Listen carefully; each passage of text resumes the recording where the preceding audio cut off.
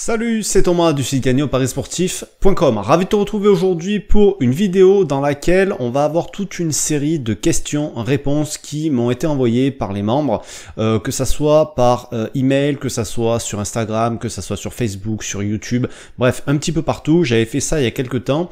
J'avais demandé qu'on me pose des questions et j'allais y répondre dans une ou plusieurs vidéos. Et vu la quantité que j'en ai reçue, je pense qu'il y aura très certainement au moins 2 vidéos pour répondre à ces questions-là. J'en ai déjà 2 pages sous le nez là, donc je pense que pour pas que ça soit trop long non plus, je vais couper ça en 2. Alors, il va y avoir des questions sur tous les aspects des paris sportifs.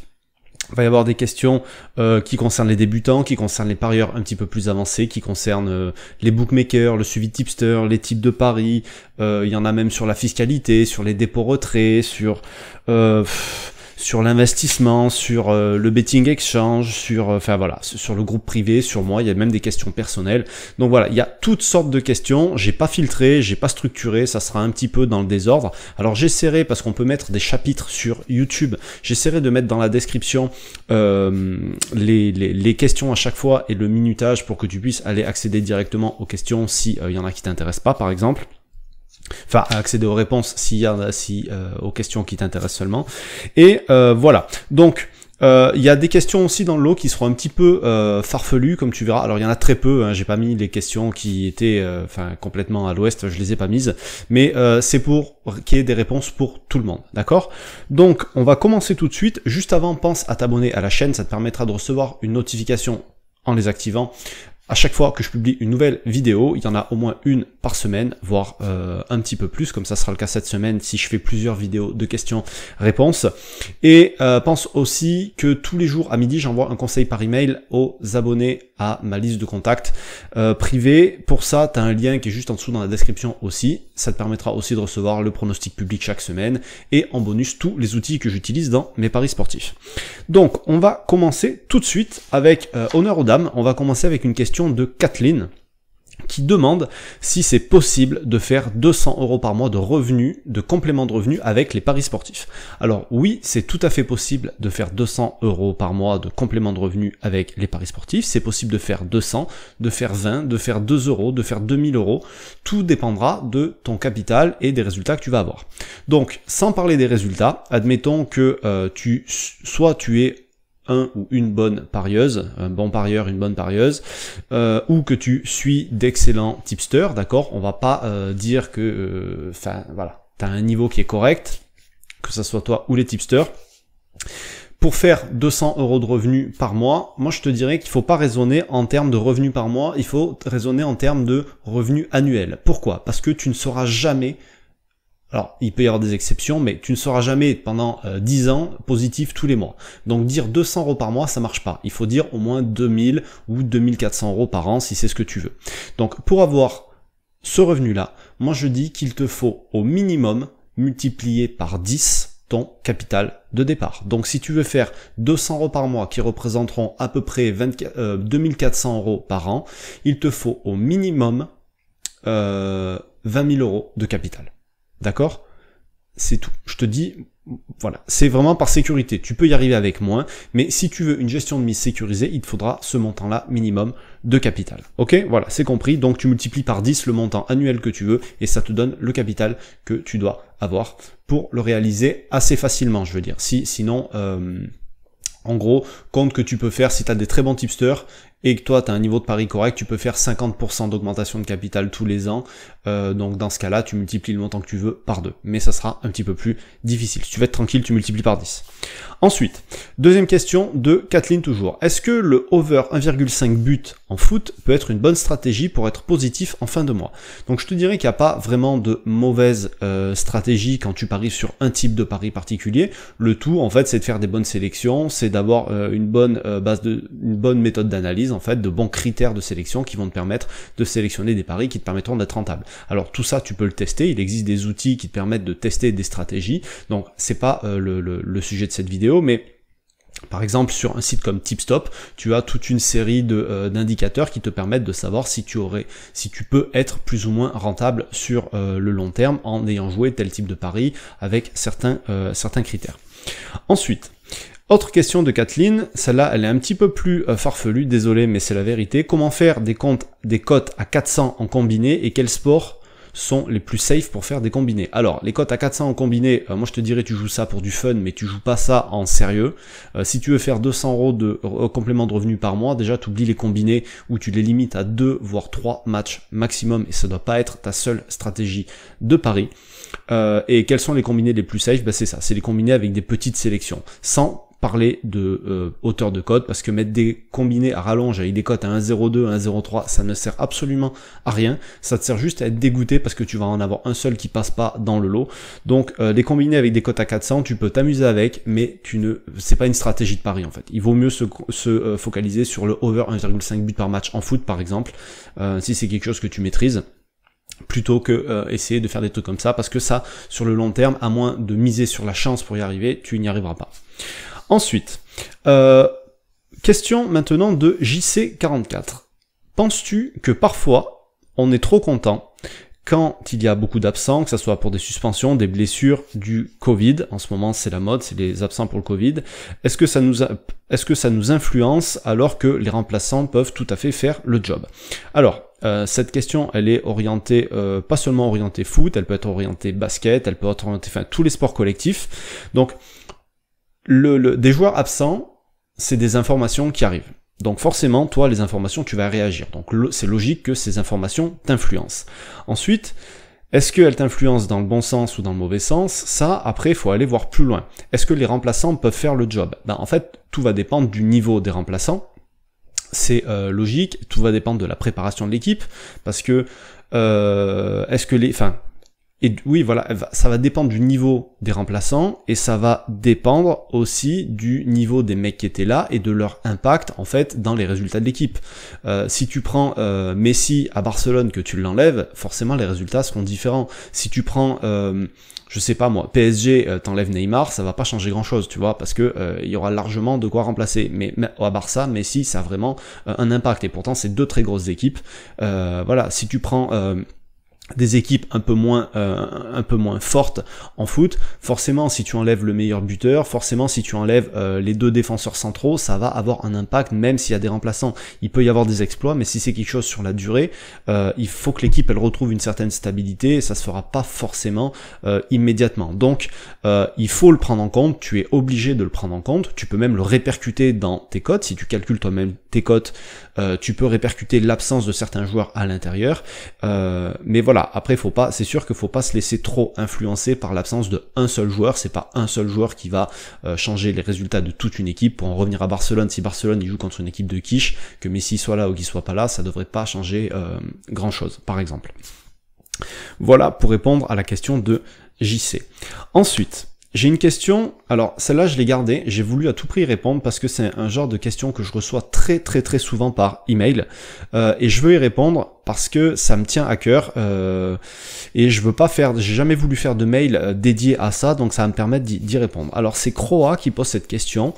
Croa, c'est un parieur de Côte d'Ivoire et il me demande pourquoi vous, les parieurs pros ou pronostiqueurs, ne partagez-vous pas gratuitement vos pronostics? Ça nous aiderait, nous en Afrique, nous sommes pauvres et nous perdons beaucoup. Alors, le fait qu'ils sont en Afrique, ça soit pas, ça n'a rien à voir avec le reste, mais c'est très souvent des messages qui viennent d'Afrique en fait, comme ça, et c'est c'est pas un profil de parieur, parce que je pense pas que ça soit tous les parieurs africains qui soient comme ça, enfin ça me semblerait, c'est pas possible de toute façon.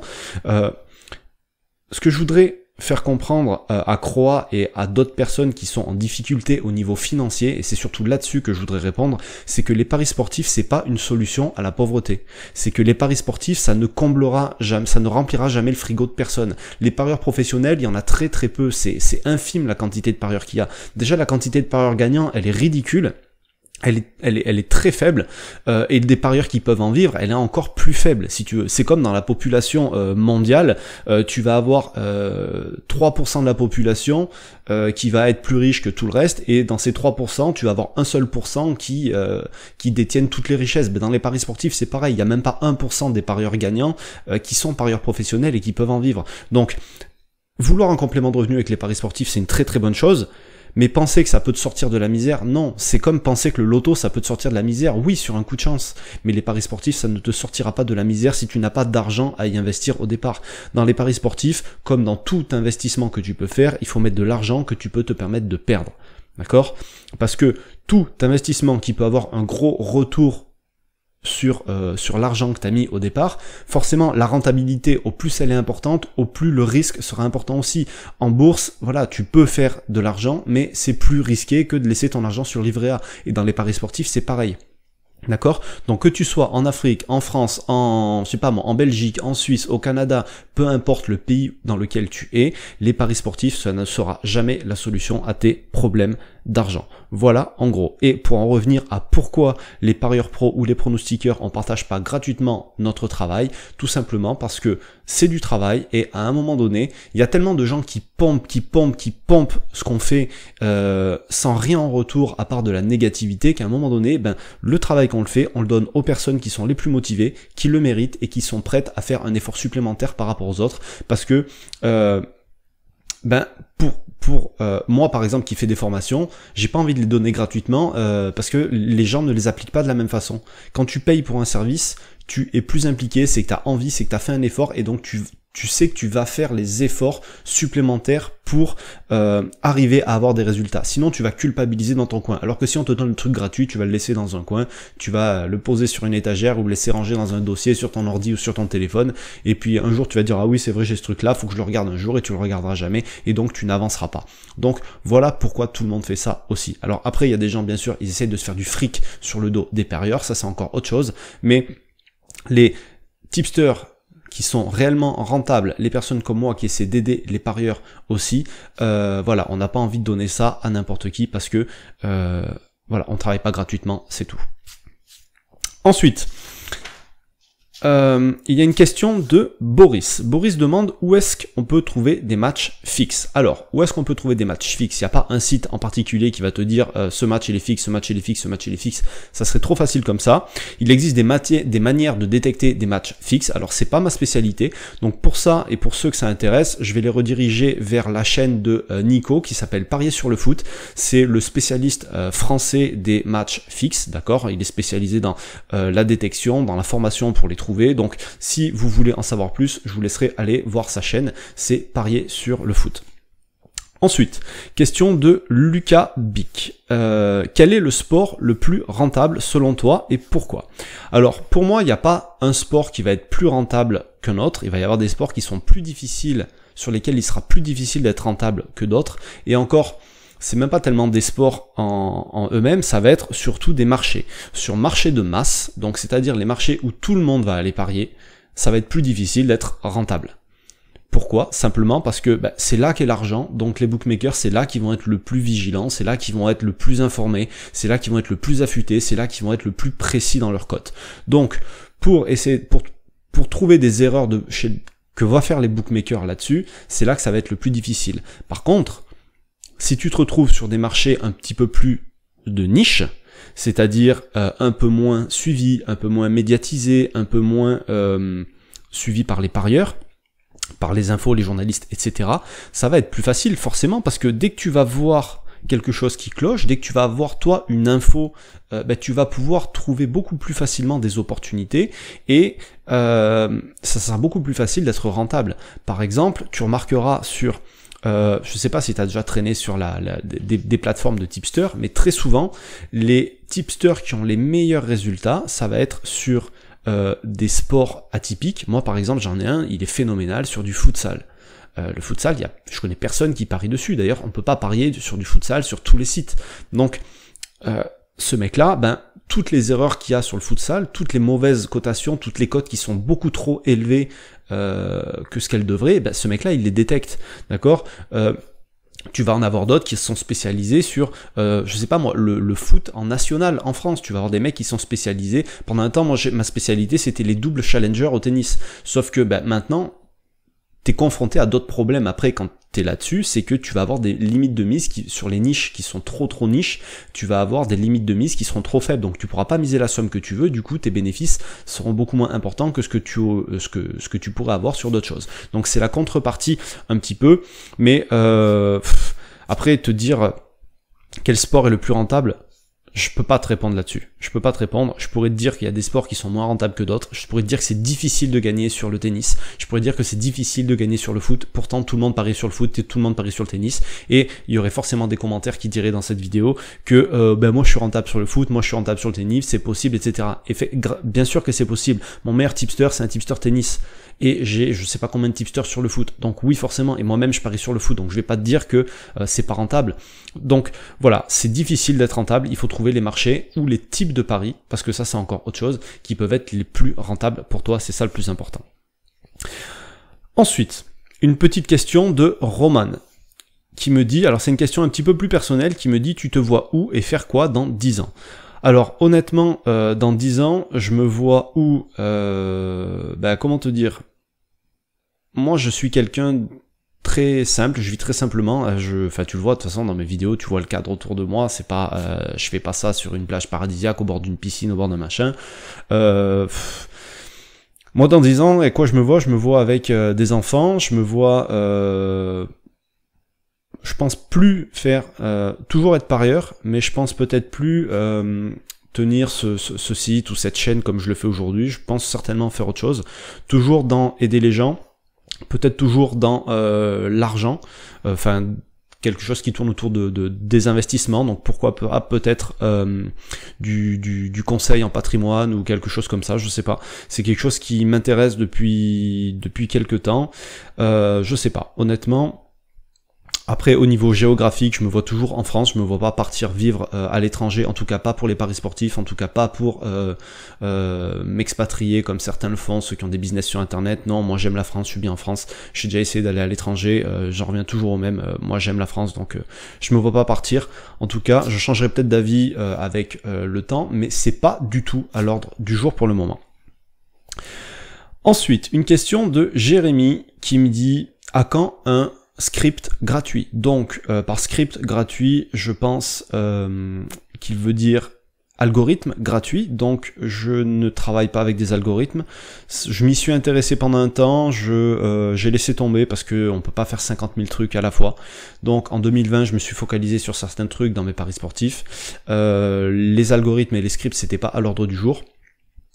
Mais un script gratuit, à moins que ça soit développé par un site, par des gens en particulier et qui proposent ça gratuit sur internet, moi en tout cas si je propose un script, vu le travail que c'est pour le développer, je ne le ferai pas.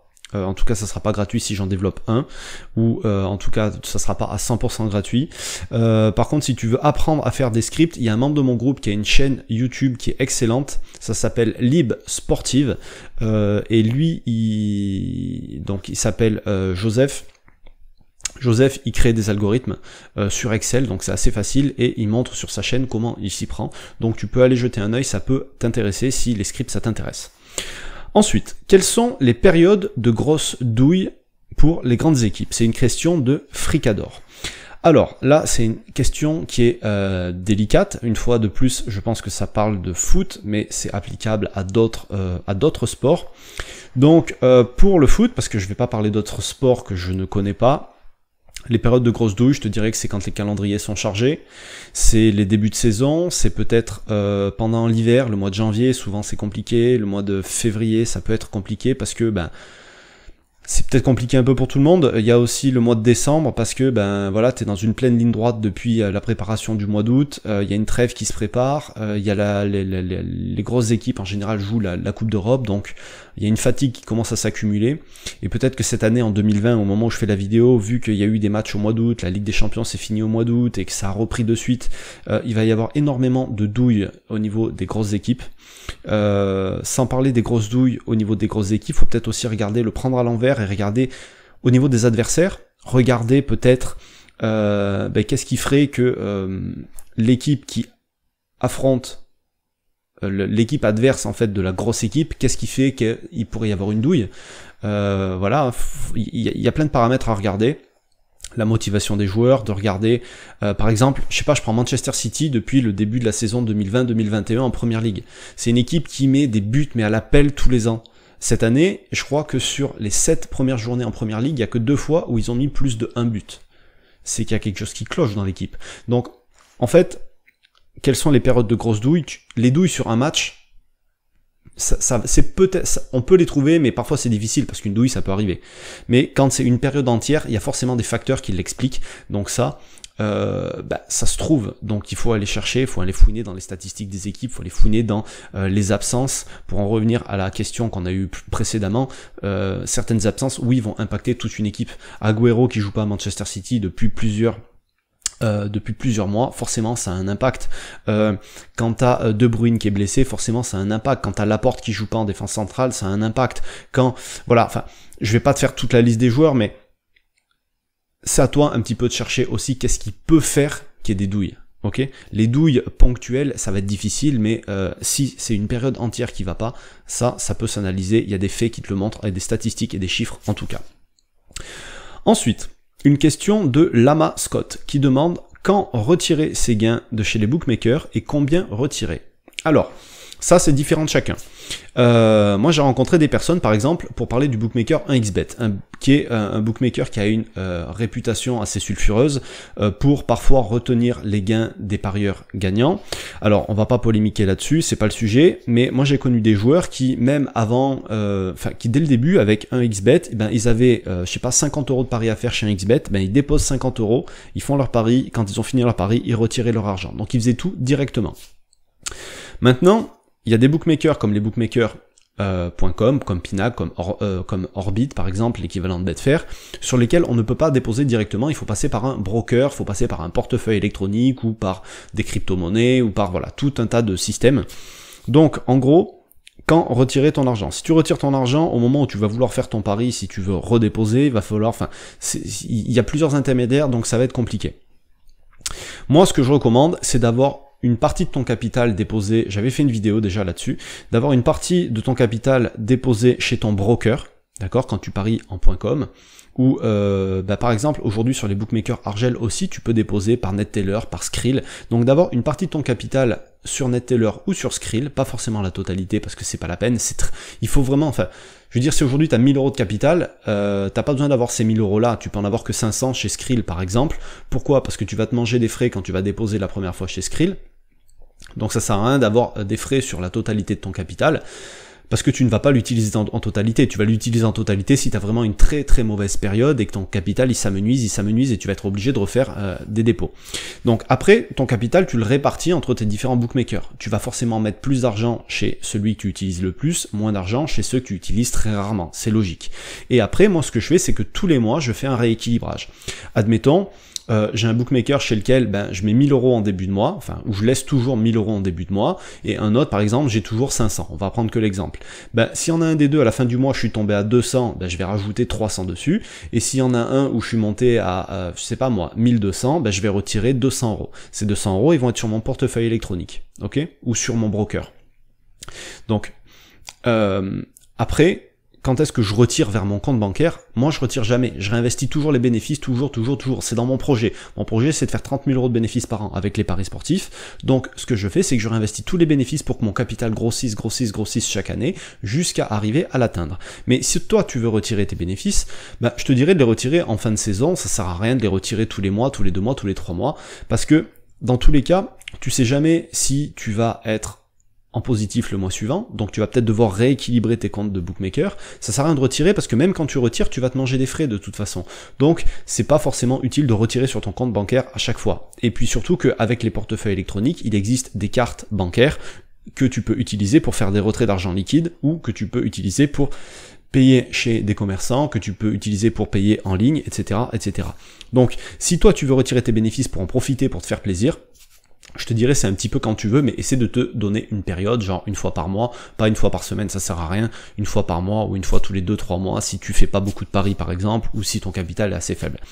Mais moi je te recommande de laisser tes bénéfices et de les réinvestir, ou d'en réinvestir une partie, peut-être 50% de tes bénéfices et de ne toucher que 50% pour commencer à te faire plaisir avec tes gains, mais voilà.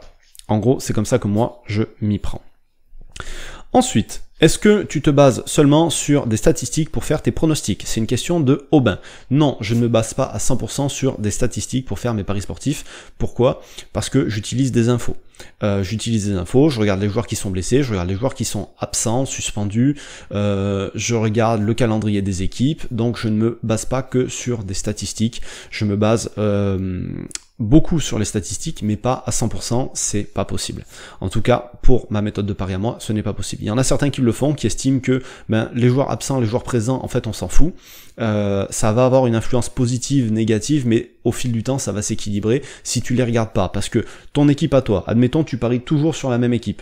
Ton équipe à toi, si tu regardes pas les blessés, mais tu vas pas regarder les blessés non plus dans l'équipe adverse. Donc, si dans ton équipe à toi, il y a des blessés aujourd'hui et qu'il n'y en a pas dans l'équipe adverse, peut-être que le jour où tu vas pas regarder non plus, dans ton équipe à toi, il n'y aura pas de blessés, mais il y en aura dans l'équipe adverse. Et tout ça, en fait, ça va s'équilibrer avec le temps, donc il y en a qui ne les regardent même pas et qui regardent que les statistiques. Chacun fait comme il veut, mais moi en tout cas, je ne regarde pas que ça. Ensuite, on a une question de Vincent qui demande, est-ce que les codes boostés qui sont proposés par exemple par Winamax ou Unibet sont des value bets, sont toutes des value bets et méritent d'être jouées? Alors, toutes les cotes boostées, il y a plusieurs sortes de cotes boostés. Déjà, tu vas avoir des paris simples avec des cotes boostés, c'est-à-dire qu'on va te dire aujourd'hui la victoire de Rennes, je sais pas, au lieu d'être cotée à 1,80, elle est cotée à 2. Donc ça c'est un premier type de cote boosté, la cote est augmentée, et tu vas avoir les cotes boostés dans les combinés. C'est-à-dire qu'on va te dire, si tu rajoutes, je sais pas moi, si tu mets 5 paris dans ton combiné, on va t'augmenter la cote de 15%, admettons, ou de 5%, je sais pas, j'en ai aucune idée. Donc la deuxième, elle est dangereuse, parce que c'est pour t'inciter à faire des paris combinés, c'est pour t'inciter à faire la stratégie qui remplit le plus les poches des bookmakers. J'avais fait une vidéo là-dessus aussi, que tu pourras aller voir si tu veux.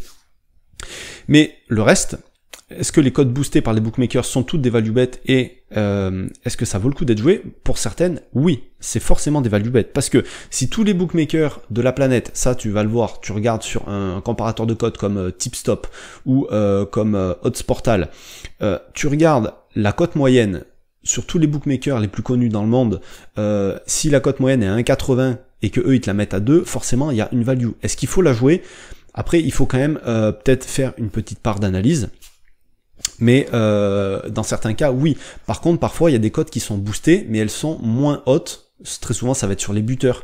J'ai déjà vu ça. Les cotes boostées sur les sites Argel sur les buteurs la cote sera toujours plus faible que la cote du buteur sur les sites étrangers. Donc ça aussi, tu peux aller le regarder sur Tipstop, par exemple, pour le foot. C'est d'ailleurs le seul comparateur de cotes qui te montre qui compare les cotes pour les buteurs.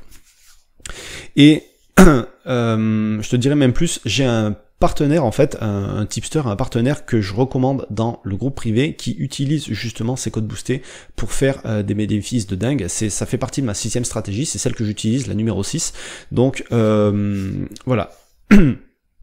Si tu veux en savoir plus là-dessus, je t'inviterai à regarder, voilà, j'en ai déjà parlé en fait dans la vidéo de présentation de la chaîne, donc tu pourras aller voir ça aussi pour en savoir plus sur cette stratégie.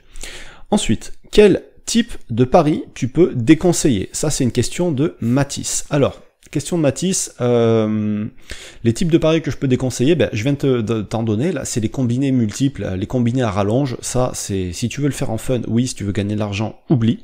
Tu peux les jouer en fun et te faire un petit billet, si ça passe de 400, de 500, peut-être de 1000 euros qui rentrent, ça te fait toujours ça en plus, et justement, ça te permettra peut-être de, je sais pas, d'en mettre une partie dans ton capital et de te faire plaisir, mais les paris sportifs, c'est pas ça, il faut pas t'attendre à gagner comme ça pendant des années, c'est pas...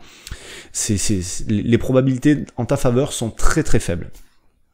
Donc les types de paris que je peux te déconseiller, ça va être, je vais pas te dire c'est du over, de l'under, du handicap, non. En tout cas, moi sur le foot, je vais t'en donner un que je déconseille, c'est les handicaps moins 1,5. Par exemple, la victoire avec 2 buts d'écart. Des trucs comme ça sur les gros favoris, c'est, moi en tout cas dans mes paris, c'est ce qui a été le moins rentable de tout. Voilà, donc si je pouvais te recommander d'éviter un certain type de pari, ça serait ça. Après, il y a des personnes qui vont déconseiller de jouer sur les under. Le under, je sais pas moi, 2,5 buts. Pourquoi? Sur du foot encore, et peut-être dans d'autres sports aussi, mais en tout cas sur le foot, parce que c'est un sport dans lequel tu es là pour marquer des buts. Donc ça aucun sens finalement de dire il y aura pas beaucoup de buts, parce que peut-être que les équipes sont des chèvres, mais si les équipes peuvent marquer 2 buts chacune dans le match, eh ben elles les marqueront. D'accord, si elles y arrivent, elles les marqueront. Et donc il y en a certains qui disent qui déconseillent de parier sur les under au foot. C'est pas forcément mon cas et je le fais pas souvent, ou alors que sur certaines équipes très ciblées. Mais sinon, si je pouvais te déconseiller certains types de paris, j'en ai déjà parlé, j'ai déjà fait des vidéos là-dessus aussi, c'est de t'intéresser au taux de retour joueur, le TRJ, ou alors le payout sur les sites, sur les comparateurs de cotes en .com, c'est-à-dire c'est le taux de retour joueur. En gros, le taux de retour joueur, c'est la taxe que va payer le bookmaker sur les paris qui sont faits. Ils vont reverser à l'État ou à leur à leur État. En France, le taux de retour joueur moyen, il est de 85%. C'est-à-dire que sur 100 € qui sont misés par les parieurs, le bookmaker va reverser en gros, il a 15 € de taxes. En gros, dedans, il prend sa commission pour lui et il reverse des taxes à l'État. À l'étranger, c'est entre 1 et 3%. Donc, cette différence d'argent, elle va dans les poches du parieur. Donc moi, ce que je te recommanderais, c'est d'éviter les types de paris où le taux de retour joueur, il est beaucoup trop faible, d'accord? Parce que ça voudrait dire, par exemple, je te donne un exemple pour que ça soit clair si tu connais pas ce terme-là, c'est que tu prends du over 2,5 buts pour rester sur du foot. Quand c'est équilibré, à l'étranger, le plus 2,5 et moins 2,5, il va être à 1,95, 1,95. D'accord? Tu vas avoir, dans ce cas-là, tu vas avoir du, je crois que ça fait du 5% même pas, je crois que ça fait du 3% ou 4%, enfin bon, entre 3 et 5% de marge, je veux pas dire de bêtises. Le même pari, sur un site français, il sera à peut-être 1,85, 1,85 ou 1,80, 1,80. Donc forcément, si tu paries là-dessus en France, ça va être beaucoup plus difficile d'être rentable. Donc ce type de pari-là, je te le déconseillerais. Je te déconseillerais pas de parier sur un over ou sur un under 2,5. Je te dirais pas que ce pari-là n'a pas de chance de passer. Je te dirais que ce pari-là, il payera mal. Il payera mal, donc tu perds de l'argent à parier là-dessus. Et en fait, c'est ce type de pari-là qu'il faut éviter. Ok ? Et je vais, il y a une autre question de Mathis d'ailleurs, une question perso encore une fois, et je pense que je vais m'arrêter ici pour cette vidéo parce que ça fait déjà 30 minutes. Est-ce que tu bosses encore ? Alors oui, je bosse tous les jours, je bosse sur mon site internet, j'essaie de former les parieurs à devenir des parieurs gagnants, mais je n'ai plus de travail classique si tu veux. Avant je travaillais dans une usine, j'étais chimiste, je faisais les postes, je me levais à 3h du matin certains jours, je finissais le boulot à 21h d'autres jours, je travaillais parfois le week-end, et je tenais mon site à côté en parallèle, et ça fait depuis février 2018 maintenant, ça fait plus de 2 ans que je ne fais plus que m'occuper de mon site web, de ma chaîne YouTube et de mes paris sportifs. Je ne fais plus que ça, donc ça reste du travail. Pour ceux qui pensent que c'est un loisir, c'est un travail, oui, mais je n'ai plus de travail de salarié. Aujourd'hui, je suis à mon compte, j'ai une entreprise qui tourne autour de mon site web, de la vente de mes formations et des abonnements à mon groupe, etc., etc. Voilà en gros pour répondre à cette question. Je vais donc faire une deuxième vidéo parce que là j'ai même pas fait la moitié de tout ce que j'avais à faire. Nous donc on va se laisser là-dessus. Oublie pas de t'abonner à la chaîne. Attends, j'en ai une dernière peut-être. Non, j'en ai pas une dernière. Non, pas aujourd'hui, c'est bon, ça sera pour demain. Oublie pas de t'abonner à la chaîne, comme je t'ai dit au début. Si tu veux recevoir les conseils quotidiens par email tous les jours à midi, un pronostic par semaine et recevoir tous les outils que j'utilise en téléchargement pour mes paris sportifs, c'est le premier lien dans la description. Je te laisse là-dessus. Si tu as d'autres questions, laisse-les moi dans les commentaires. Si tu as des points sur lesquels tu n'es pas d'accord, vas-y, va en parler dans les commentaires. Si tu penses que cette vidéo, elle peut aider d'autres personnes, partage-la, etc., etc. Et nous, on se retrouve donc très vite. Bonne journée, je te souhaite plein de réussite dans tes futurs paris. Je te dis à très bientôt. Ciao.